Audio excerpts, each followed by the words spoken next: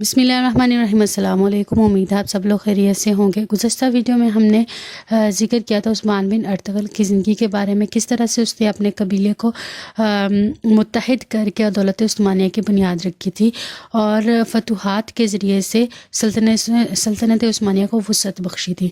عثمان بن Ertugrul نے اپنی وفات سے پہلے اپنے بیٹے اور خان کو اپنا جانشین و ولی عہد مقرر کیا تھا۔ عثمان بن ارطغرل کے نمایاں دو بیٹے تھے، ایک اور خان اور دوسرا اس کا بڑا بھائی علاء الدین خان۔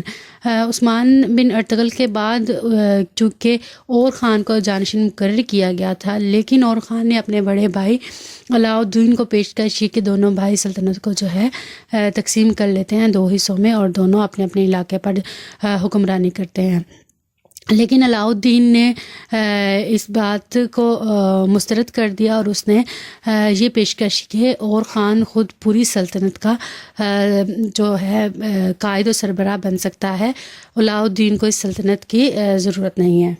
لہٰذا اور خان سلطنت عثمانیہ کا اگلا سلطان بن گیا اور حکمران بن گیا، لیکن اسے اپنے بھائی علاء الدین کو صدارت عظمیٰ پر نامزد کیا اور اپنے بھائی علاء الدین کو باصرار انتظام مملکت کی ذمہ داری سونپی۔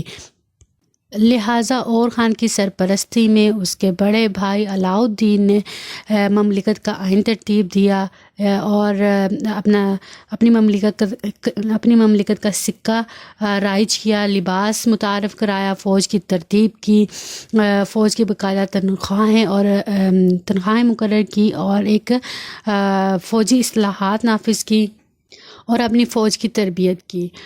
دوسری طرف عثمان بن ارطغرل نے نظام مملکت سنبھالتے ہوئے جہاد میں اپنی قوم کی قیادت کی اور مختلف علاقوں کو اور قریبی جو ترک آبادیاں تھیں ان کو فتح کرتے ہوئے اپنی سلطنت میں شامل کر لیا اور آنے والے دنوں میں اپنی سلطنت کو مزید بہتر سے بہتر بنایا اور اس کے انتظامات کو مؤثر اور طاقتور بنایا۔ اپنی فوج کی تنظیم نے مدد کی اور اس کے بعد اپنی سلطنت کو صحیح خطوط پر استوار کرنے کے بعد اور خان یورپ کی طرف اس کی توجہ مبذول ہوئی اور بازنطی سلطنت کی طرف جب دیکھا گیا تو وہاں خانہ جنگی کی صورتحال تھی۔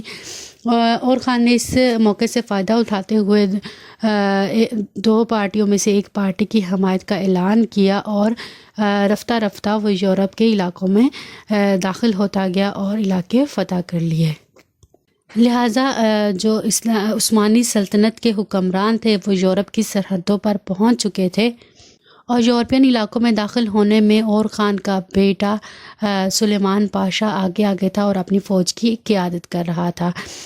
اسی طرح جب علاء الدین جو کہ اور خان کا بھائی تھا اس کی وفات ہو گئی تو اس کی وفات کے بعد اور خان نے اپنے بیٹے سلیمان پاشا کو صدر اعظم کے عہدے پر مقرر کیا۔ سلمان پاشا نے اپنے چچا کا صحیح جانشین ہونے کی پوری کوشش کی، لیکن 1358 عیسوی میں وہ شکار کھیلتے ہوئے گھوڑے سے گرا اور وفات پا گیا۔ اور خان کو اپنے بیٹے سلمان پاشا کی جدائی کا اس قدر غم ہوا کہ دوسرے ہی برس 82 برس کی عمر میں اور خان کا بھی انتقال ہو گیا۔ اور خان کی وفات کے وقت جو سلطنت عثمانیہ کی آبادی تھی وہ 10 لاکھ نفوس پر مشتمل تھی اور ادھر سے ایشیا کی طرف اور یورپ کی طرف دونوں اطراف سے آگے بڑھتے ہوئے بہت سے علاقے فتح کر چکے تھے۔ اور خان کی وفات کے بعد اس کا بیٹا مراد اول بن اور خان بن امیر عثمان غازی جو ہے وہ تخت نشین ہوا اور اس نے تخت نشین ہونے کے فوراً بعد یورپین علاقے پر توجہ دی اور مختلف علاقوں کو فتح کرنا شروع کر دیا۔ وہ اسی مہم پر تھا کہ 1389 عیسوی میں میدان جنگ میں مراد کو کافی زخم آئے اور ان زخموں کی وجہ سے وہ بستر مرگ پر آ پہنچا۔ سلطان مراد اول نے تقریباً 30 سال تک حکمرانی کی اور اپنے باپ کے مقابلے میں یورپ کا 5 گنا علاقہ فتح کیا۔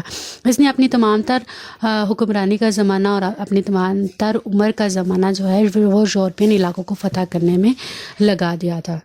سلطان مراد اول کو عثمانی خاندان کا سب سے زیادہ ممتاز، کامیاب اور ماہر سیاست دان تصور کیا جاتا ہے۔